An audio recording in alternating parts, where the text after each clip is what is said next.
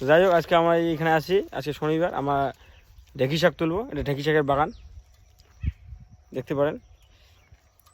আর এটা আমাদের গ্রাম্য মানুষ থেকে শুরু করে শহরের মানুষ সবারই প্রিয় এইটা শাক, এই শাক। এই যোগ দেখো, যোগ নাকি এটা কোটো যা সব না এ ভাই, এখানে প্রচুর যোগও আছে, প্রচুর যোগ। ঠিক আছে, আমরা শাক তুলতেছি, পরে অবশ্যই দেখাবো।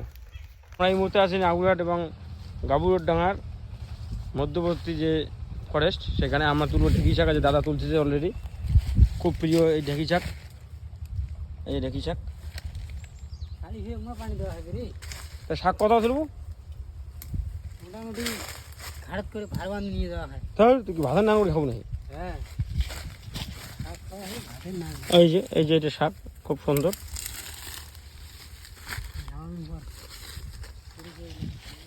জায়গাটা কিন্তু খুব সুন্দর, এই জায়গাটা।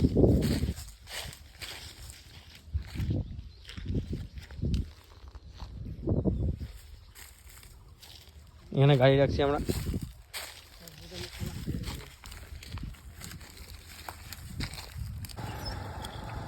এই হচ্ছে আমাদের শাক, অনেক শাক তুলেছি।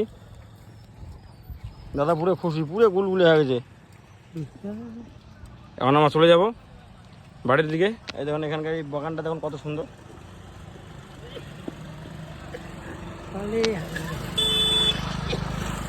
এদিকে রাস্তা।